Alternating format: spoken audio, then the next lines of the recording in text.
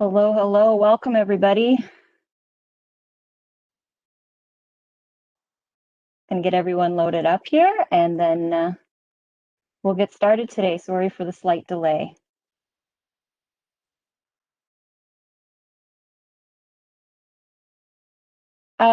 Just so everyone knows, if you see on your screen, if you're looking at a desktop, there should be a little grid layout icon. You can change kind of how you see people. We are encouraging to have your cameras on if you want them on. And then obviously our presenter today will be sharing a screen, so you can play around with that just so you can have what you want up on your screen. I just want to welcome everyone. My name is Laura and I am the CHMA coordinator. So I work with the board of directors just to kind of help them execute some of these fun events that we do.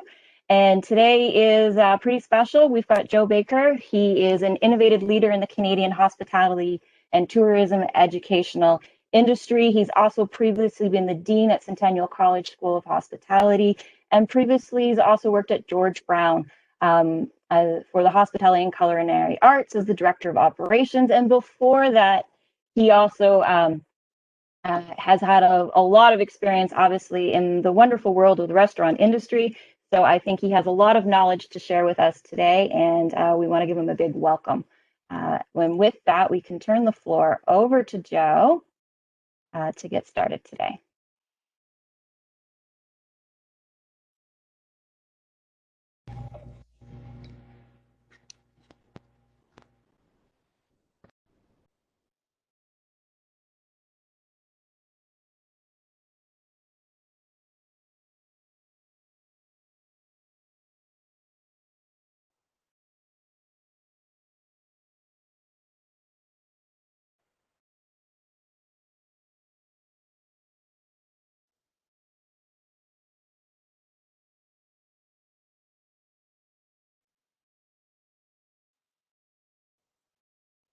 Hold on one second, Joe, you're muted.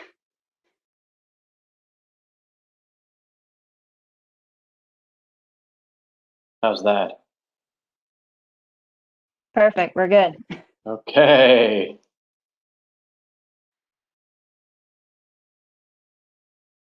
Can you guys see my presentation? Yes, we can. Perfect. Everybody there? Yeah. All right. Yeah, let's get this going. Perfect. Do you want to say anything to kick us off, Laura? I've already done the intro, so I think we're good to go. Okay, amazing. Good afternoon, everybody. Thank you so much for committing a little bit of time today. I'm sorry. 2020 is not without its challenges, so for some reason my camera doesn't work in this present moment, which means I can't see any of your beautiful faces and you can't see me, which is just fine.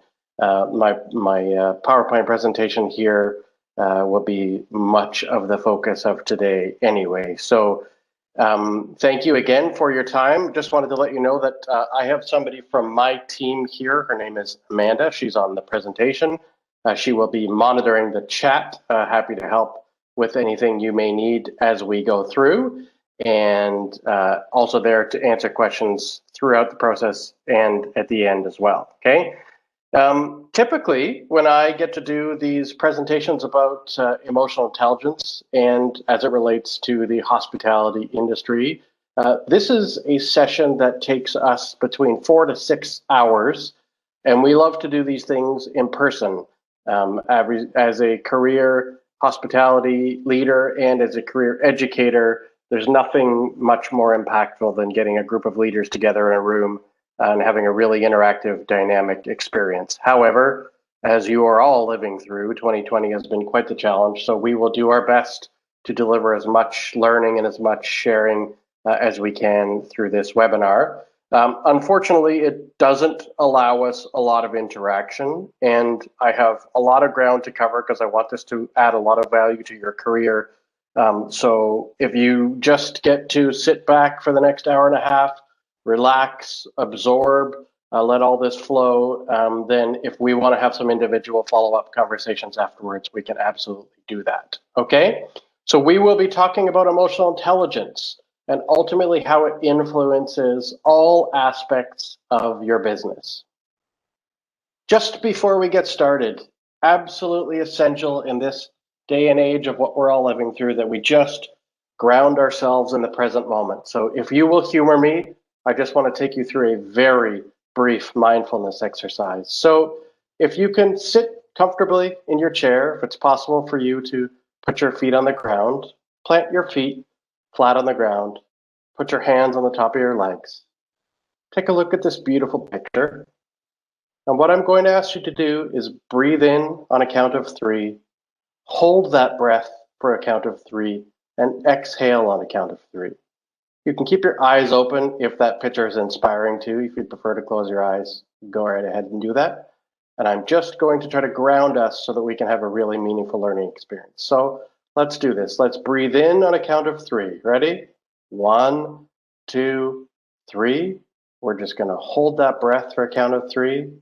1, 2, 3. And then we're going to slowly exhale for a count of 3. 1, 2, 3. I would like to start these kinds of learning presentations with that. There are many competing demands for our attention in our professional lives, in our personal lives. And I think that it's really important to begin and end learning experiences just being grounded in this present moment. Now, where I am, it's snowing outside. Not sure where you are, but I would love to be in this beautiful canoe looking at this beautiful mountains and hope that today's experience is really something memorable for you as well. So let's get started. This is the overview of what we will be doing today. I will venture to get us wrapped up before our hour-and-a-half deadline. We're a little behind, so I'll try to move quickly. We've done a bit of an introduction. I've built in a few activities as interactive as we can possibly make this, and we will cover a lot of ground. As mentioned, we are talking today about emotional intelligence, a very sophisticated, complex concept, but something that's really tremendously impactful on your life. The purpose of today's webinar is to really give you an overview of emotional intelligence. So admittedly, I do have to cover a lot of content, and I'm going to ask you to try to absorb it as best you possibly can. And we will have some engaging activities to try to have it set in. But this is a lot more content than would normally be fit into a webinar. But I think it's really critical for you if we're understanding the foundations, the fundamentals of emotional intelligence. And this is really meant to spark your interest.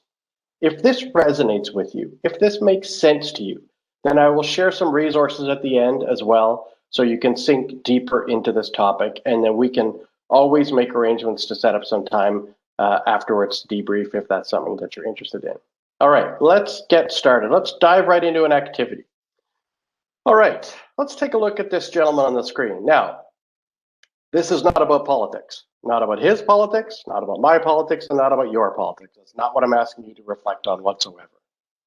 I'm asking you to take a look at this picture and imagine if this gentleman worked for you in your organization right now. And I'm going to ask you in your chat box, please, I want you to type 3 behaviors you would expect to observe from this employee.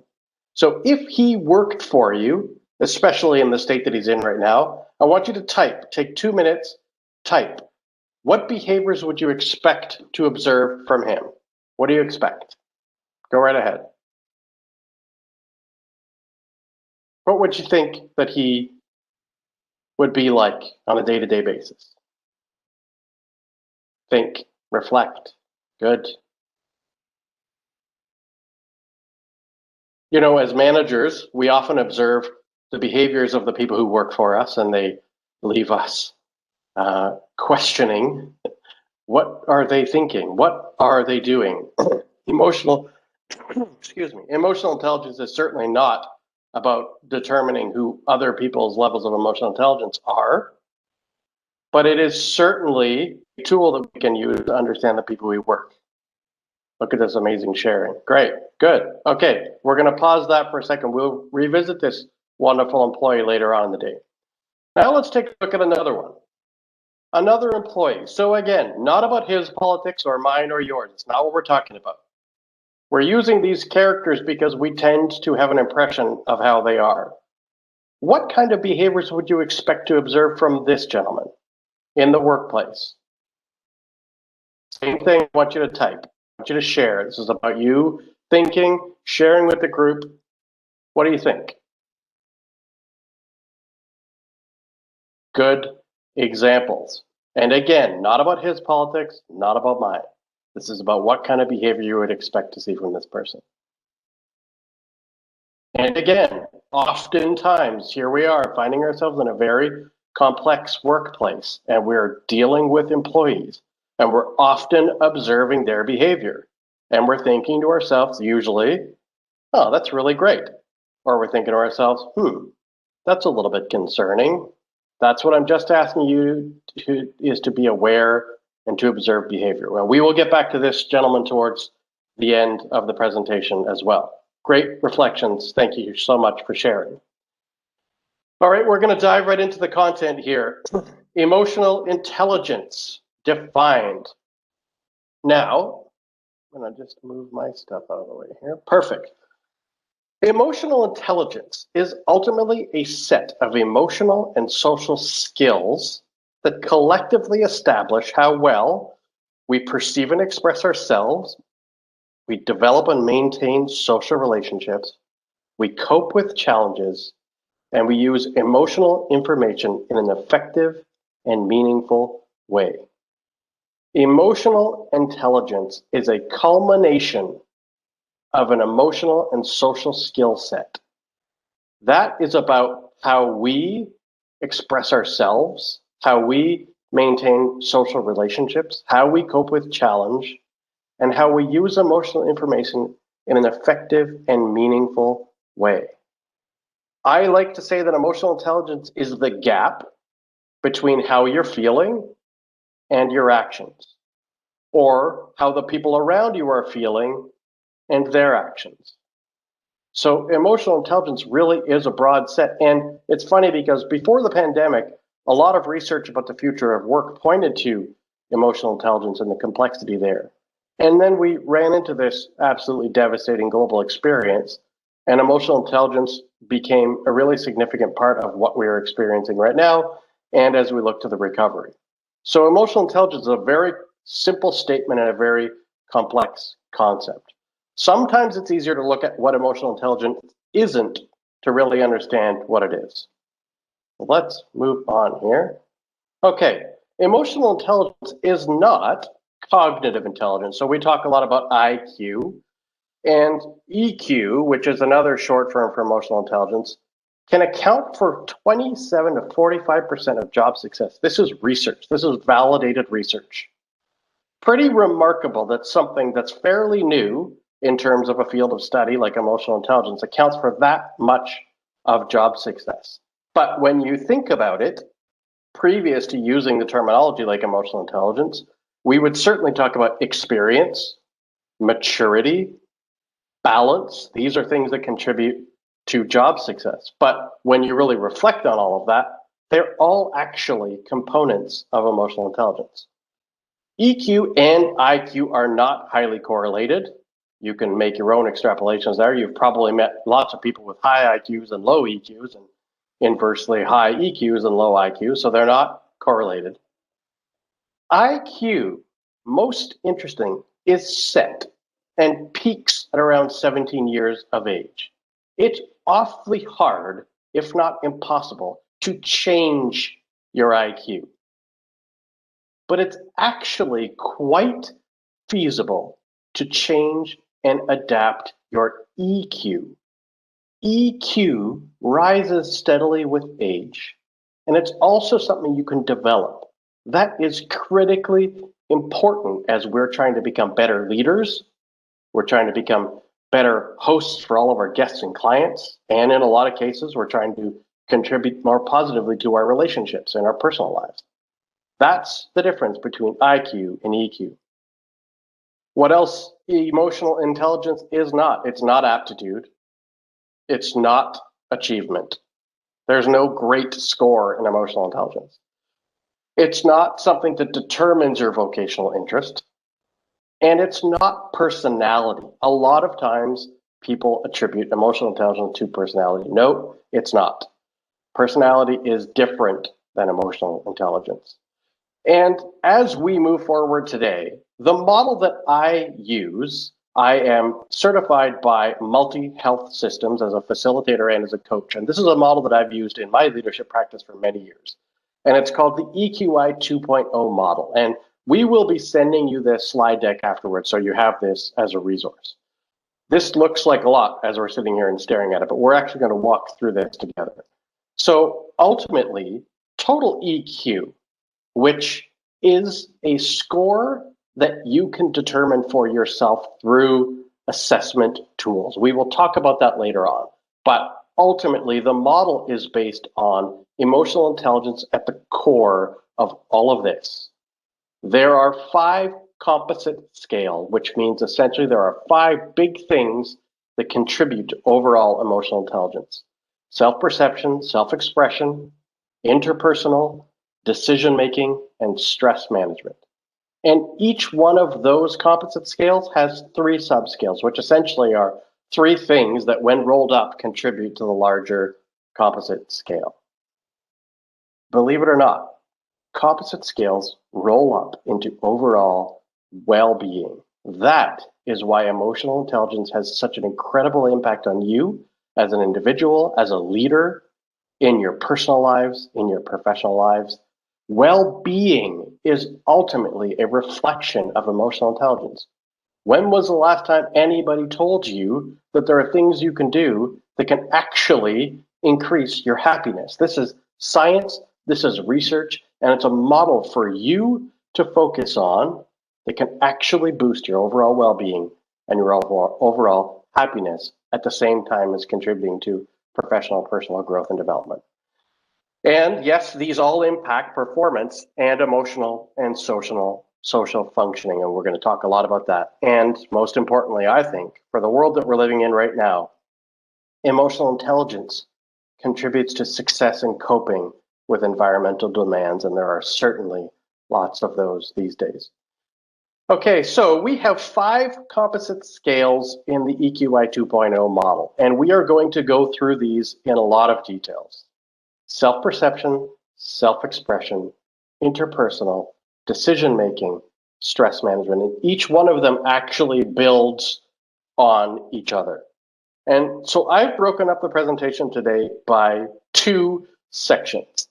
The first, we'll talk about the top 3 composites: perception, expression, interpersonal.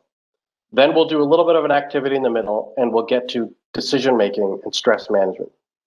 And the reason that I did that is when I make this presentation, I often find that people connect self-perception, self-expression, and interpersonal most with their personal lives. A lot of what's happening inside your mind, inside your body, inside your heart. And then I find that the last 2, decision-making and stress management, are really applicable to the work that you're doing. Of course, you make lots of decisions and you manage lots of stress in your personal lives, but there tends to be a line where people find a comfort zone. So that's how we're going to do this. Cover the first 3 composite scales, do a bit of an activity, and then move to the second 2 composite scales. And as I mentioned at the top, full disclaimer, there's a lot to absorb here. So I'm going to try to take you through this as the best I possibly can. Again, just ask you to take a deep breath, relax, enjoy, absorb, and we can talk about it and connect later on if you have any questions or need more detail. I also mentioned at the center of emotional intelligence is ultimately well-being. If you decided to go forward with an assessment and you wanted to learn a little bit more about your own emotional intelligence, and you took the assessment through the multi-health systems, you would ultimately be given a well-being indicator. It's really interesting. Again, when was the last time anybody gave you an actual indicator on your own well-being? And happiness can actually be characterized by feelings of satisfaction, contentment, the ability to enjoy the many aspects of your life. Who doesn't want that? Interesting, because I'm actually going to break down the science of happiness for you here. There are 4 subscales that are most often associated with happiness. And again, this is based on research of thousands of people around the world. Human studies, social science, self-regard, optimism, interpersonal relationships, and self-actualization. If there is one thing you take away from this, in your personal life and your professional life. This is the science of happiness, the science of well-being. Who doesn't need more of that? Okay, let's get into our first composite scale. Self-perception. Self-perception is ultimately the inner self, designed to assess feelings of inner strength and confidence, persistence in the pursuit of personally relevant and meaningful goals while understanding what, when, why, and how different emotions impact thoughts and actions. That is what self-perception is all about. This is all about you on the inside.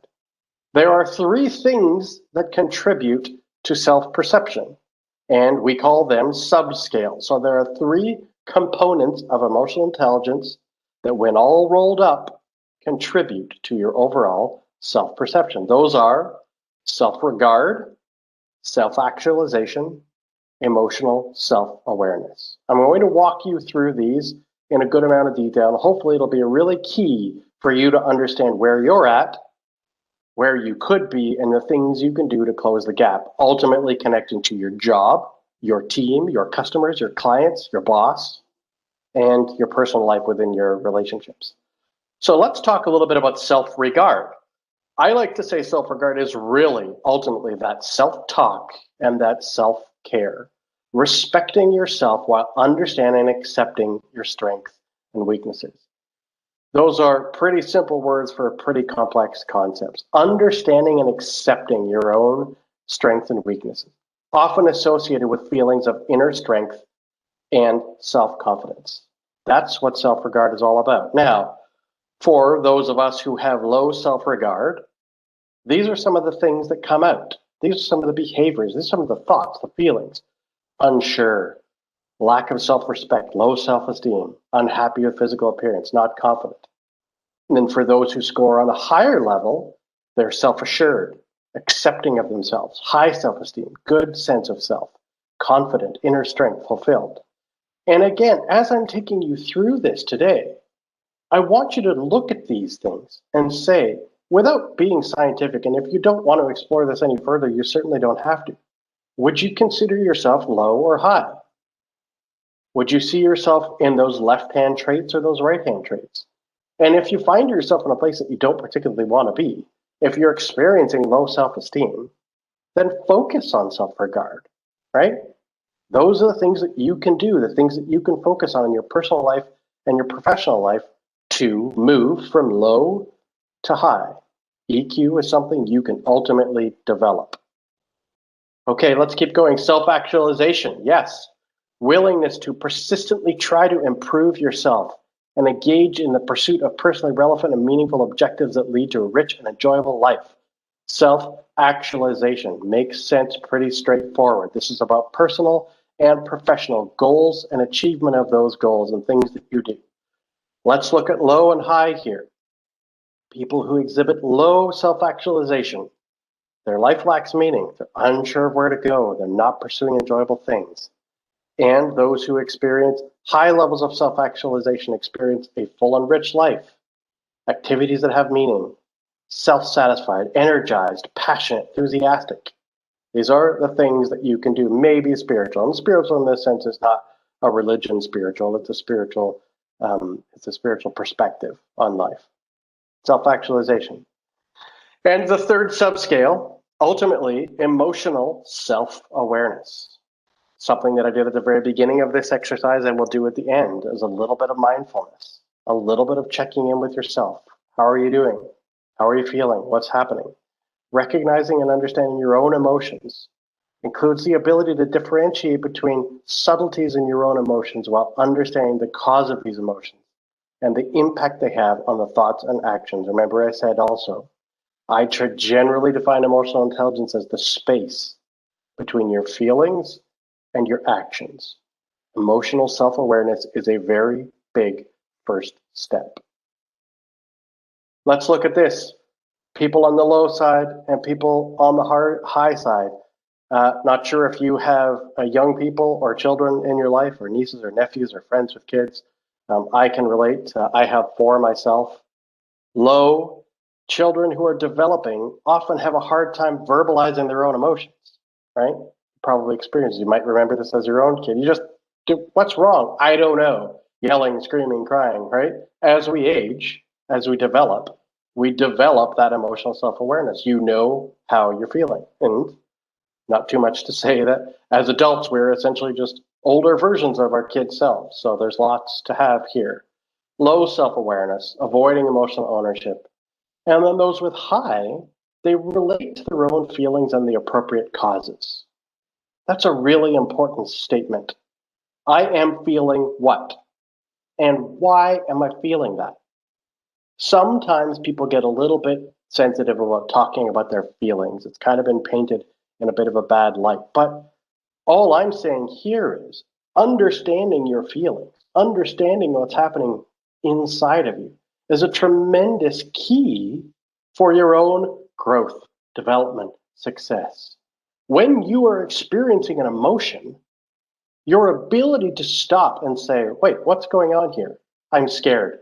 I'm sad. I'm happy. I'm jubilant. If you acknowledge the emotion that you're experiencing, it helps you cope with whatever comes next. So really important here to understand that emotional self-awareness at any given time, if you are having an emotional reaction, regardless of that emotional reaction is, the moment you can identify what you're feeling is the moment that you gain control. And if that's getting control of a negative emotion, amazing. If it's getting control of a positive emotion, amazing. That can help you adjust what you're going to do next as well. And people with high emotional self-awareness, other people can read you well. And I have to say, as a leader, if you are a leader and the people around you can read you well, they know what you're feeling, they know what you're thinking. Having high levels of emotional intelligence is not being shut off. We'll talk about that. That's in one of the other subskills. Having high emotional intelligence allows you the ability to be in touch with your emotions, express your emotions, and take solid, appropriate actions. That helps other people around you read you. Understanding is really essential. Okay, that was all self-perception. That was one composite scale. We're going now to move on to the second composite scale, self-expression. Self-expression really ultimately is an extension of self-perception. So self-perception is checking in with you. How are you doing? What's happening in there? Self-expression is what happens next. It addresses the outward expression of the action component of your own internal perception. Simple question. You don't have to answer it, but I'm going to ask you. What are the chances that if you're feeling rotten on the inside, you're expressing something rotten on the outside? What are the chances if you're feeling really great on the inside that what you're putting out is something really great? That's the key to being aware of what's going on inside you, because people with higher levels of emotional intelligence can be feeling absolutely disastrous, and on the outside you're projecting confidence, calm, professionalism, poise. Ultimately, I really believe that emotional intelligence is at the core of anybody who chooses to work in the service sector, especially the hospitality sector. That's our gift, right? The ability to be like that duck. Under the water, those legs are flapping and you're going crazy, but on the surface, it's calm. It's professional. We're keeping everything under control. That's what we do. Self-expression assesses one's propensity to remain self-directed and openly expressive of thoughts and feelings while communicating these feelings in a constructive and socially acceptable way. Think about those employees we looked at the beginning of this presentation. We're talking about behaviors. We're talking about your ability to maintain constructive and socially acceptable communication regardless of what you're feeling. Self-expression subscales ultimately are emotional expression, assertiveness, independence. Let's look at emotional expression. Pretty straightforward. Openly expressing one's feelings verbally and non-verbally. Now, it's interesting because sometimes things that our parents or our elders have taught us don't always serve us well. My parents always told me, if you don't have anything nice to say, don't say anything at all. That's actually not particularly healthy. If you don't have anything nice to say, you shouldn't say mean things, but you should be able to express your emotions. If you don't express your emotions, you are a closed book. You are an enigma. You may appear withdrawn. If you have higher levels of emotional expression, you express yourself easily. You're an open book and you are real, authentic. That's what emotional expression is all about. And again, I'm going to ask you from a leadership perspective. Do you want to work for a leader who is withdrawn, who is a closed book, who is an enigma? Or do you want to work with a leader who expresses, excuse me, him or herself easily, is an open book, and is authentic? Let's move on into assertiveness. Assertiveness is communicating those feelings, beliefs, and thoughts openly and defending personal rights and values in a socially acceptable, non-offensive, and non-destructive manner. Assertiveness is a real key as to how your leadership is perceived, because there actually is a very fine line between assertiveness and perceived aggressiveness. And we've all either worked for this kind of person, or maybe we are this kind of person. And the key here is to be able to defend your rights, your beliefs, your values in a socially acceptable, non-offensive, and non-destructive manner. And I actually think that as young people, as we go to school, whether that's in early years or whether that's in college or university, I really enjoyed the debate kind of space.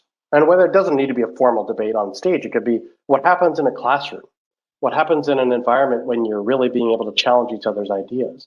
Because when you challenge each other's ideas respectfully, then logic rules, passion rules. But if you cross that line and you become aggressive, that can be really challenging. I think there's a really important moment in time that some of us may have experienced. Not sure if you're watching the U.S. presidential debates. And again, I only use those as a reference because they're pretty commonly observed. You know, obviously, Vice President Kamala Harris was really in a unique position, being the first woman and woman of color on a presidential ticket. And she was in the vice presidential debate, and we all watched it for those of us who watched. She was very careful about not being perceived as aggressive and about not crossing that line. Now, I'm not making any statement on whether that was right or whether that was wrong. I hope to one day live in a world where nobody has to worry about that, regardless of gender or race, that they can just be authentic and be real and be assertive without being perceived as being aggressive. But it's a very interesting reflection on that fine line between assertive and aggressive. So let's talk about people who have low levels of assertiveness are perceived as passive, shy, overly controlled, unable to express themselves, and quick to compromise. People who have high levels of assertiveness have the ability to express themselves easily, defend their rights in a non-destructive manner, not overly controlled or shy, and not abusive, but forthright. And again, in the workplace, being assertive is really, really key. Let's move on into independence. This is a fairly straightforward one, but very impactful. Independence is the ability to be self-directed and free from emotional dependency of others. Decision-making, planning, and daily tasks are completed autonomously. Now, people with independence, especially from a hiring perspective, people on your team. People with low independence need protection, they need support, they're uncertain of their own ideas, they're indecisive, they let others make those final decisions, and they lack confidence. Who doesn't want to hire people who are independent, self-directed, self-determined, decisive, free from emotional dependence, and confident? And again, this is a tool for you to use with yourself, but also the people on your team. If you are observing behavior that makes you think that somebody has low levels of independence, then maybe there's an opportunity for you to work on development with them so they can improve their level of independence. Ultimately, I would imagine as managers, this is probably something that you want within your team. Let's move on to the third subscale. So this is the third of 5. We're 2/3 of the way through the first part of our presentation. Interpersonal. Interpersonal is ultimately the ability to develop and maintain relationships based on trust and compassion. Hard to argue that there's a much more important thing than trust within leadership relationships. Helps you articulate and understand another person's perspective. Helps you act responsibly while showing concern for others, their team, or their greater community and organization. Let's talk about the subscales that make up the interpersonal composite scale. Interpersonal relationships, empathy, Should circle that one and put an asterisk beside it. That's the ultimate skill of hospitality and the ultimate skill of 2020 and 2021. And social responsibility. Interpersonal relationships. Again, the ability to develop and maintain mutually satisfying relationships that are characterized by trust and compassion. Examples of low levels of interpersonal relationships and examples of high levels of interpersonal relationships. Not able to share feelings, loner, looks positively at social change, feels at ease in social situations. Interpersonal relationships pretty key to the workplace and pretty key to your life. I really do believe that the quality of the relationships in your life determine the quality of your life's experience. How are you doing as it relates to relationships with yourself, relationships with the people you work with every day, relationships with the people in your home, in your life? And how can you continue to nurture really positive, rewarding interpersonal relationships? A very important part of emotional intelligence and ultimately of that happiness factor.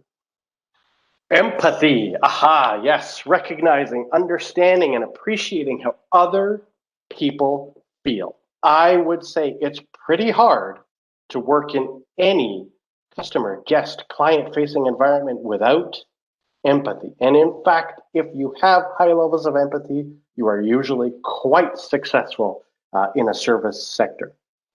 It involves being able to articulate your understanding of another's perspective and behaving in a way that respects others' feelings. At the beginning of this presentation, I showed you an example of those two employees. I wasn't asking you to judge their emotional intelligence. I was asking you to observe their behaviors. Empathy gives you the ability to observe their behaviors and adjust your perspective, adjust your approach. This is the great ability to recover from a very challenging situation. Empathy is greatly required in the service sector, and I think in the world that we're living in, again, pre-pandemic, with so much conflict around the world, that empathy really is the core of growth, healing, responsiveness, development, advancement. Let's look at this. People with low levels of empathy can't understand other people's feelings. Well, if you've ever worked with people like this before, I have. Surprised by other people's reaction. Did you see what that person did and said? Can you believe that that's misreads social cues? People with high levels of empathy, sensitive to feelings of others, able to put self in others' shoes, anticipate others' reactions, picks up on social cues. Empathy is a really important factor of team leadership. The team that you lead is not about you. The team that you lead is about them. Understanding how people are feeling, understanding what people's priorities are, and being able to adapt, pick up on those cues, and be sensitive to what's going on around you. Social responsibility, willingly contributing to society, to one's social groups, generally the welfare of others, involves acting responsible and having a social consciousness and showing concern for the greater community. Social responsibility is a really important factor in the world that we're living in and in moving forward. Also something generally actually that is reflective of generational changes. And I think that that's really critical, especially as we're building a workforce with new generations, certainly if there are multi-generations that you're working with. You know, people with low social responsibility, you know these people, maybe you relate to this, unwilling to be involved in a group or team, hesitant to commit to group activities, difficulty following through on group tasks.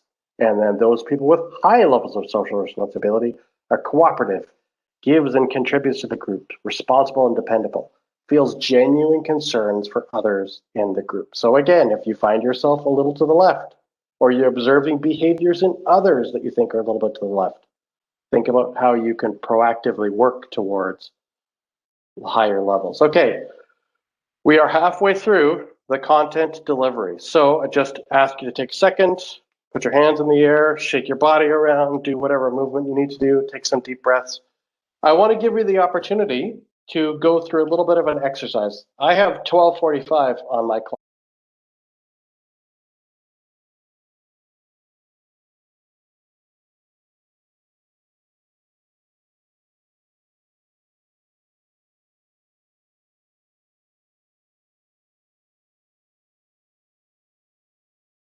which is exactly what I was hoping for.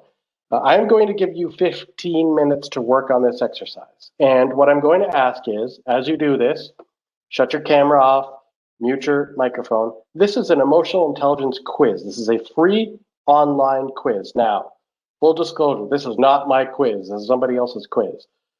This is a really good example of the kinds of questions that we ask when we're trying to assess an individual's emotional intelligence. So you can go through this quiz, take a few minutes, be thoughtful about your answers, answer these questions, and at the end of the quiz, it gives you a little bit of a result. It gives you an example of where your EQ is at. It's not very sophisticated.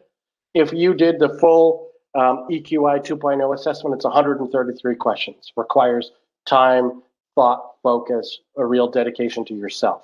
That's not what this is. This just gives you a really great example. And at the end of the quiz, it produces an instant result in terms of telling you your emotional intelligence. And it's fairly straightforward. I think it's low, medium, high.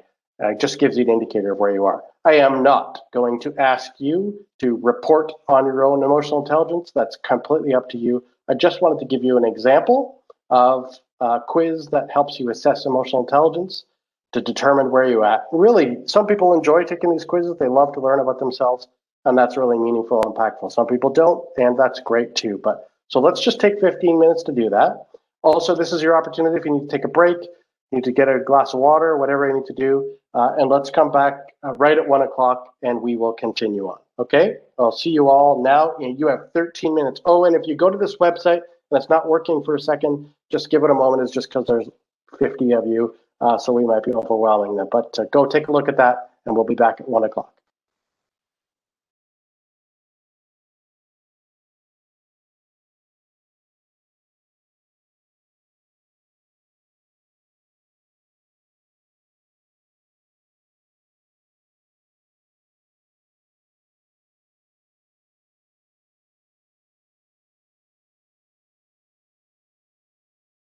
All right, it's 1 o'clock. Hope everybody's coming back. Just give me a few words in the chat. Anybody do the EQ test and was surprised with what you found?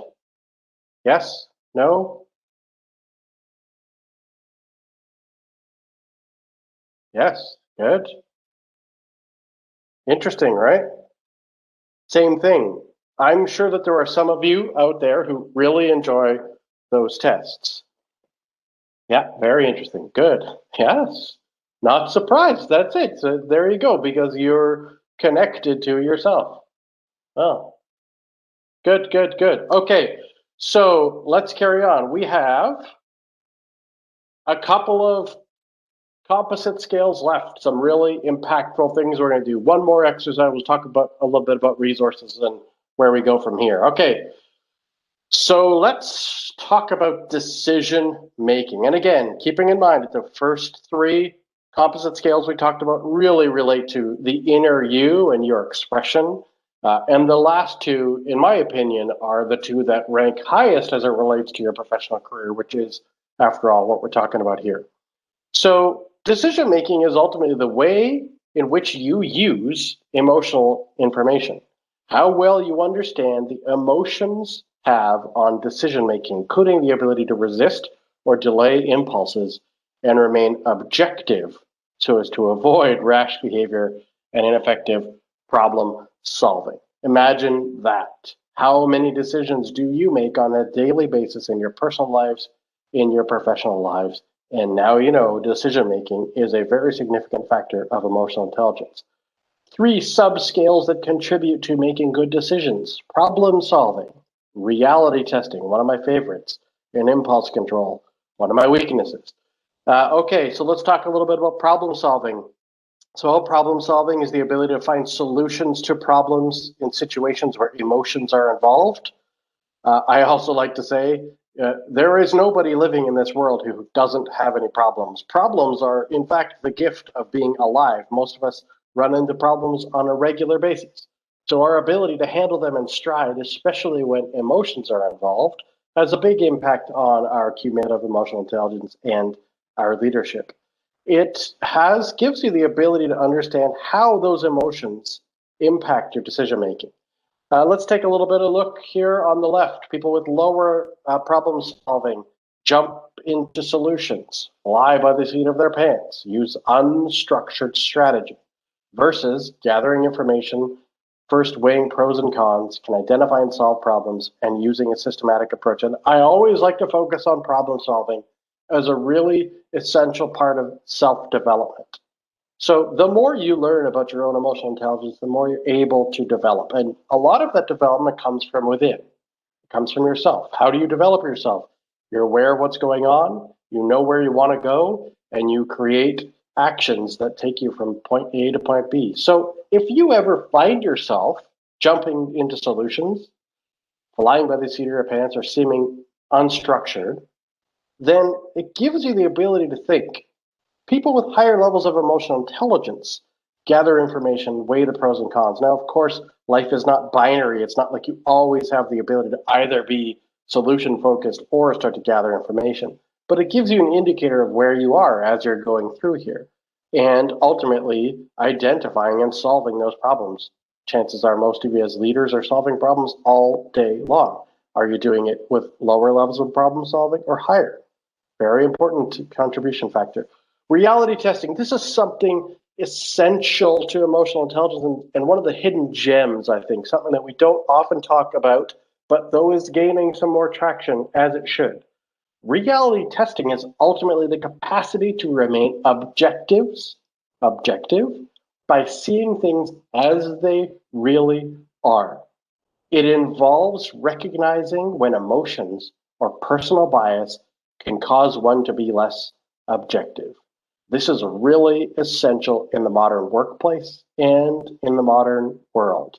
We have all learned, hopefully, the impact of positive bias awareness or negative bias awareness. We talk about unconscious bias. We go through training to uncover our own personal bias. We've lived life only from our own perspective, and therefore we only really truly understand our own lived experience. But the value of life, the complexity of life, the diversity of the workplace, and the richness of your life depends on being able to understand, have empathy for those around you who have had a different reality. I always have a number three. Every time I'm trying to check what's going on, I check with three people with different perspectives. That's my reality check in my workplace, in my professional life. I'm often checking in with other people. Is something bad happening here? Is it really? Okay, what's happening? Okay, great, good. Now I've got four different perspectives. Gives me the ability to understand reality. Let's talk about people with low reality testing. They're tuned out, they're unrealistic, they're disconnected. Again, do you want to work for a leader who is any of those things? Or would you rather work for a leader who's tuned into the environment, can assess life situations fairly accurately, and is grounded? One of my very favorite leadership authors and scholars is a gentleman by the name of Daniel Pink. Sometimes he goes by Dan Pink. He has committed his life to studying and learning and understanding about motivation, what motivates people. And a few years back, he wrote an incredible book. It's called To Sell is Human. And it may sound a little salesy, but it's actually really interesting as you read it. We're always running around trying to sell something. We're trying to sell our ideas to our boss. We're trying to sell our ideas to the people around us. We're trying to sell the concept of the employment culture you want to create within your workplace. And he came up with three things, the new ABCs of selling. A is attunement. B is buoyancy in the face of massive rejection. And C is clarity. And when I see reality testing, leaders with high levels of reality testing in their emotional intelligence are attuned to what's going on around them. Very successful leaders know exactly what's happening around them at all times. I'm not talking about being controlling, I'm talking about being grounded and being present. So very, very important, reality testing. Impulse control, that ability to resist or delay the impulse, drive, or temptation to act, involves avoiding rash behaviors and decision making. Unfortunately, I think a lot of us have lived this experience in our professional lives by bumping into people who have low impulse control. They're explosive and unpredictable. They have lack of anger control. They're abusive. They're easily frustrated. They're aggressive. Do any of these behaviors resemble either one of those employees we looked at the beginning of this, right? We're observing the behaviors in others, or most importantly, observing the behaviors in ourselves. And people who have high levels of impulse control are composed. They have a good control of aggression. Remember, we talked about that, the difference between being assertive and being aggressive. It's a fine line. The ability to delay or to resist an impulse, high tolerance for frustration, and patience. Very important. Okay, let's talk about stress management here. Now, well, as if life just isn't stressful enough, we had to stumble into a global pandemic. Stress management, we have lots of stress in our personal lives, in our professional lives, but how well we cope with the emotions associated with change, unfamiliar, unpredictable circumstances, while remaining hopeful about the future and resilient in the face of setbacks and obstacles. Very important. Remember, I told you the new ABCs of selling. A, attunement. B, buoyancy in the face of massive rejection. That is ultimately about what resilience is. Stress management has 3 subskills: flexibility, stress tolerance, and optimism. That happens to be one of my favorites. We'll get to that. Flexibility is pretty straightforward. Adapting emotions, thoughts, and behaviors to unfamiliar, unpredictable, and dynamic circumstances and ideas. A lot of us are experiencing that need for flexibility in this pandemic world as we've shifted all of our operations in our lives completely. So people who exhibit low levels of flexibility show that they're rigid, that they're hard to change, stuck in patterns, status quo. The word stubborn always comes to mind here. And people with high levels of flexibility are able to adapt to changing conditions, are open to new views, and are going with the flow. And again, if you catch yourselves on any of these left-hand sides, learn, research, study, grow, develop, work on towards being more adaptable to change, being open to new views, and going with the flow. Change and pivot are really the overused words of 2020, but I think as far as we're doing really well. We're coping as best we possibly can with this unimaginable environment, and flexibility has really come into play. And it's always been a big part of leadership. Stress tolerance, coping with stressful or difficult situations, and believing that one can manage or influence the situations in a positive manner. Some people say that hope is not a strategy. I do not subscribe to that philosophy. Hope is actually something that you can choose, because when you're managing stress and you're trying to tolerate stress, the simple belief that you're going to get through it, the simple belief that there is hope working towards where you want to go, gives you the ability to move forward in that pile of stress versus the ability not to. People who exhibit low levels of stress tolerance show signs of lacking ineffective coping mechanisms, being reactive, being fearful, having high levels of anxiety.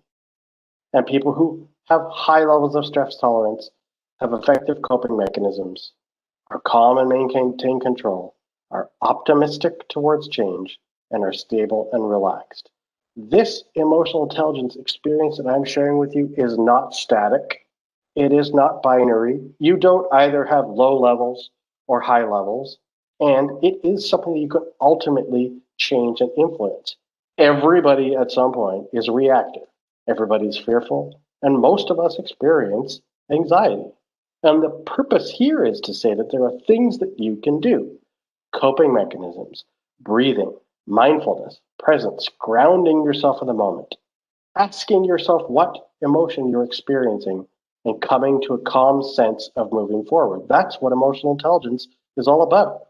It's the development ability to move the needle along that continuum. And optimism. Optimism is the indicator of one's positive attitude and outlook on life.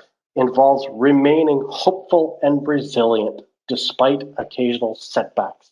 You know, that word resilience comes up a lot in this 2020 world as we move forward.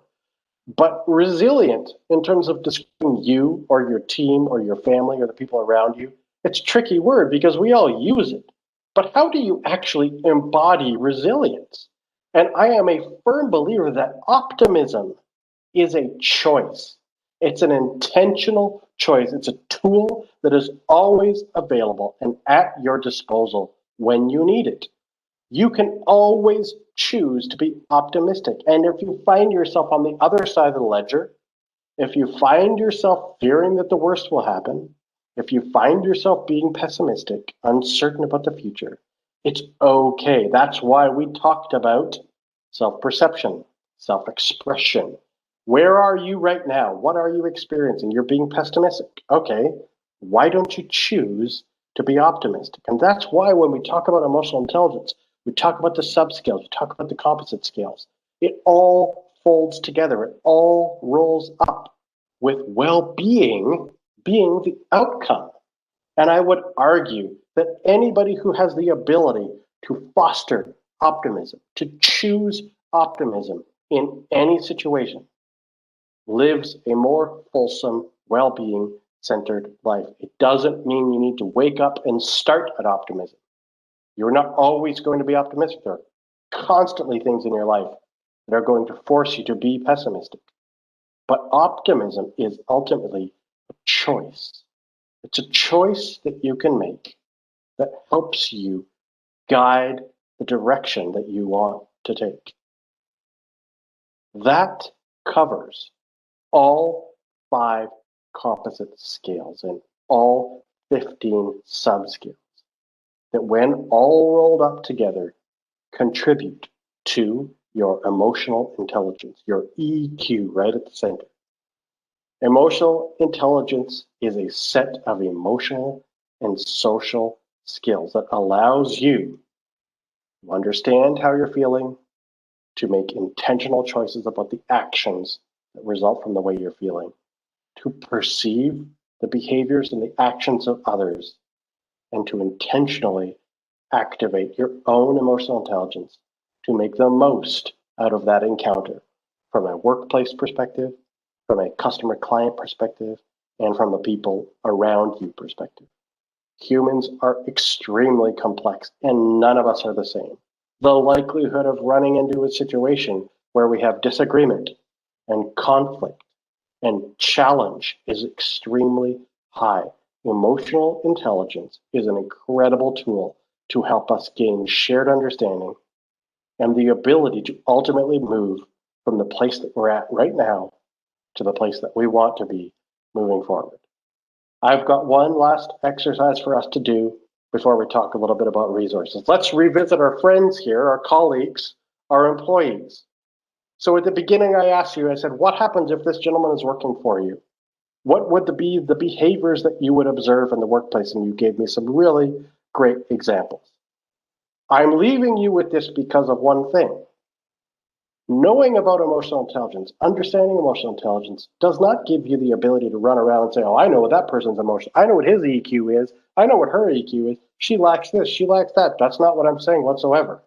What I'm saying is when you observe behaviors in others, you can learn to identify which part of your own emotional intelligence do you need to activate to make the most out of that encounter. So here's the question again. This gentleman works for you, not about his political perspective, not about mine, not about yours. This character works for you.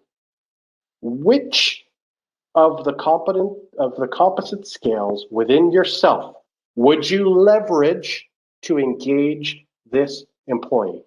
Type in the chat box. There is no wrong answer. You hire this gentleman, he starts working with you tomorrow, he starts acting like that. You see the behaviors that you saw. Which of the composite scales within you would you leverage to engage this employee? I'll tell you from my perspective, all about interpersonal. I want to understand what he's dealing with. I want to understand what he's going through, and I want to engage in that interpersonal. Yes, Aaron, thank you for agreeing with me. Exactly. What else? What's a differing opinion? What other composite scales? Have you been paying attention? Do you understand? Yep, interpersonal, more of that. Self-perception, self-expression, decision-making, stress management. Oh, does his behavior make you feel stressed out? Yeah, of course it does. Makes me stressed out just looking at this picture. Unbelievable. Exactly. That's what we're talking about. That's emotional intelligence. Emotional intelligence is observing the behaviors of the people around you and knowing which parts of your own emotional intelligence to activate, to focus on, to engage this person.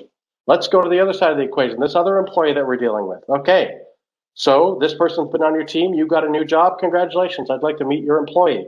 Here he is. Which of these 5 composite skills within yourself would you leverage to engage this employee? How would you engage him? How would you get the best out of him? Any thoughts? Personally, for me, knowing the character of this employee, I would want to understand my own self-expression. I would want to make sure that I'm communicating with him messages that he can understand so that I can direct somebody who has a character like this. What else? Decision making. Would you say this employee has good decision making? Right? Self-expression. What else? What else? What else? What else? You are now dealing. We often focus on the challenging people, right?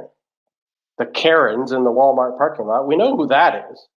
What about the positive people? What about these really great, enriching relationships you have in your life? Imagine if you had this person in your family. How would you engage with them? Interpersonal obviously plays pretty high too. Yeah, exactly. So you see here, yeah, perfect. The relationship ultimately between the behaviors of others and your own emotional intelligence.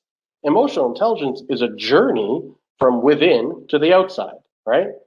Your own feelings, your own actions.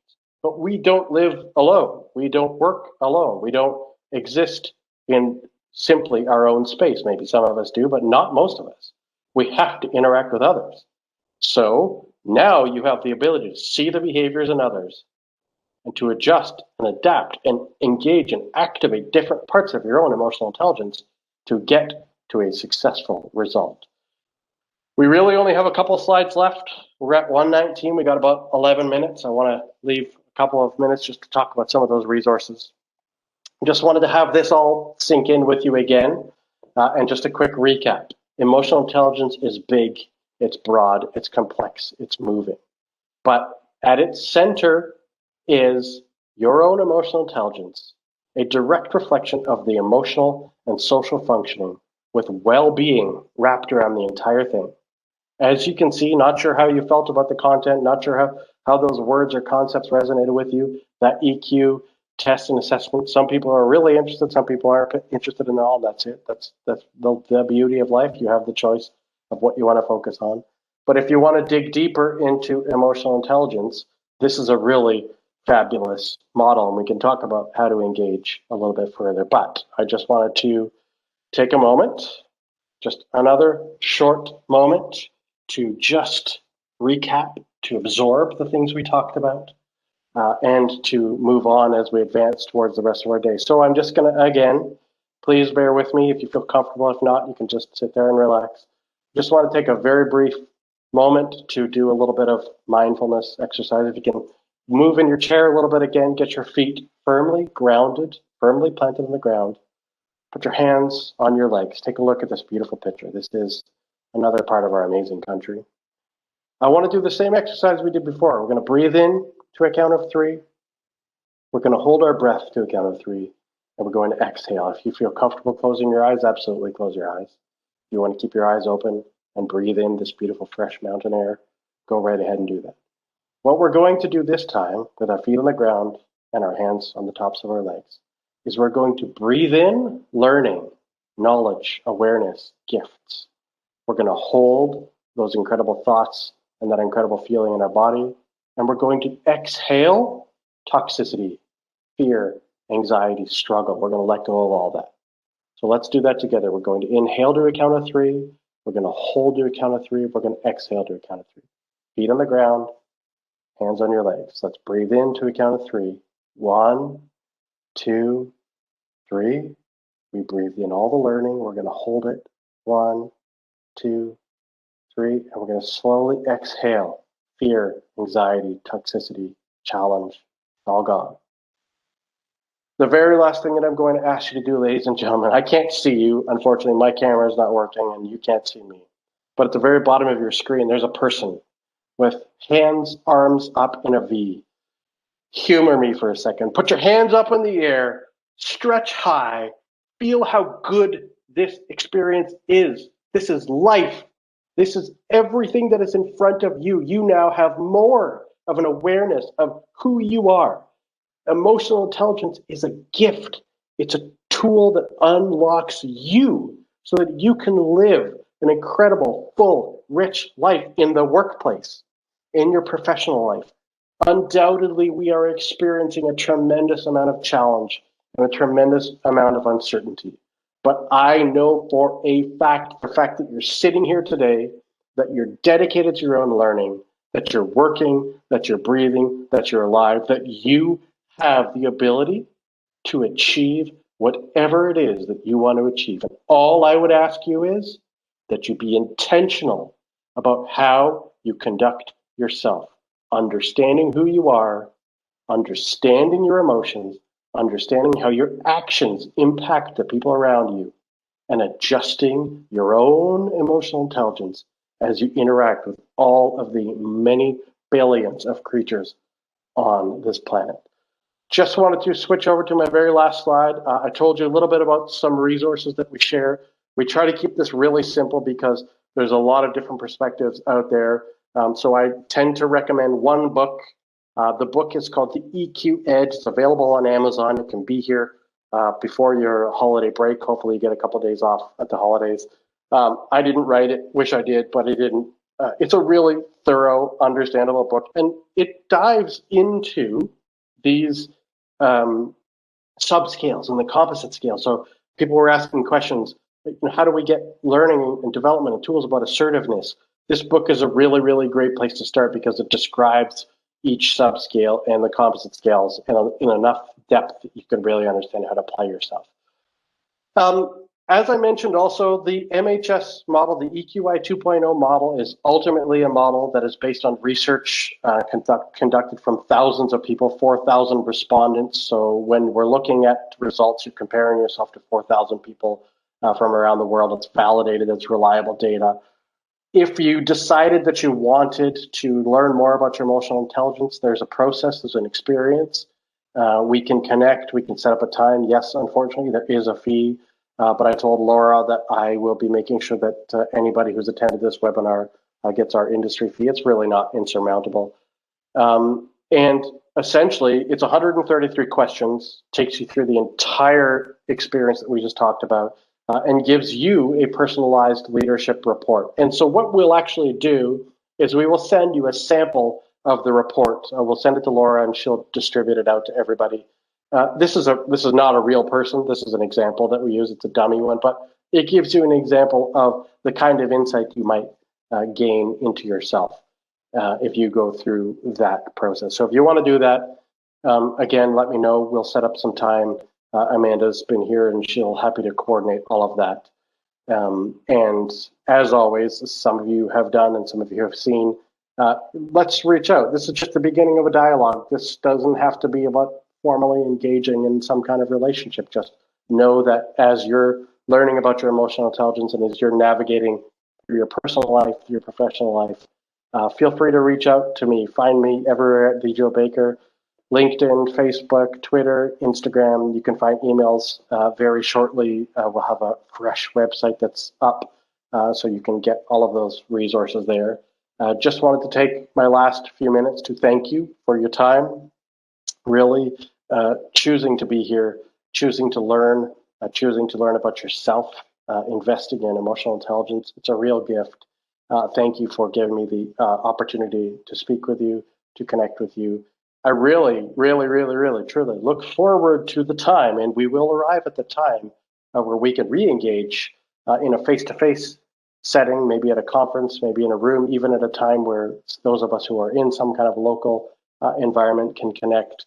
The gift of hospitality ultimately is the care and the love of a complete stranger. It's what we do. It's a very bizarre choice for a career and a passion, but at its heart, the hospitality industry and hospitality people are about those individual connections, one at a time. And I hope that EQ and emotional intelligence broadly can give you that gift of understanding yourself a little bit more, understanding and appreciating others, and ultimately making the most out of every single one of those interactions. Again, a little bit of apology. I know the content was heavy. This is normally a 4 to 6 hour session. face-to-face, but I hope it makes sense to you. We will make sure that you get a copy of the slide deck so that you can really sink your teeth into the areas that are meaningful to you. And once again, thank you very much for your time, your commitment to yourself, to others, to this industry. I wish you nothing but success in the future. Success is a mindset, success is a heart set, success is a soul set, and a health set. There's a lot here, and truly connected all together, we can really make a positive impact on our lives and our communities and on our world. Thank you so much, everybody. I wish you a wonderful afternoon, and I look forward to connecting with you often and soon. Take care, everyone. Amazing. Thank you so much, Joe. Thank you for being so open and honest with us all. It was a lot to learn, and I think it's now is, there's no better time than now for us to kind of focus on ourselves and our teams in the future. So Absolutely. Just because, yeah. And Joe, I'm sharing a photo of you so everyone can finally see you. Sorry. So this is what he looks like.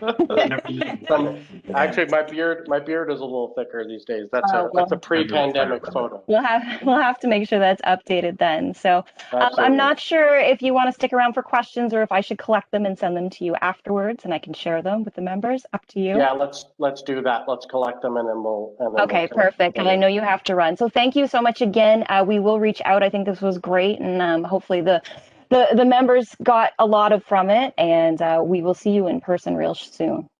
Amazing. Thank you again. Take care, everyone. Problem. Bye. For the rest of the members and non-members that are going to stay on the call, just a few final notes.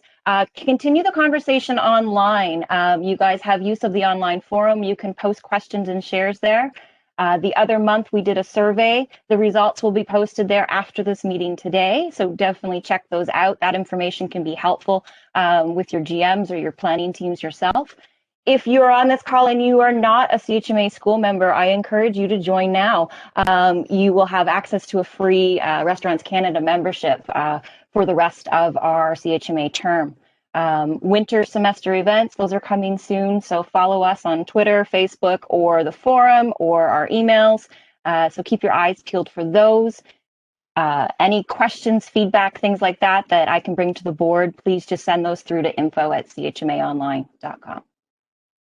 And I see we still have a few people. Hi, Laura and Maria. So time is of essence, so we're going to let you guys go. Thank you so much for joining. Bye. Thanks, everyone.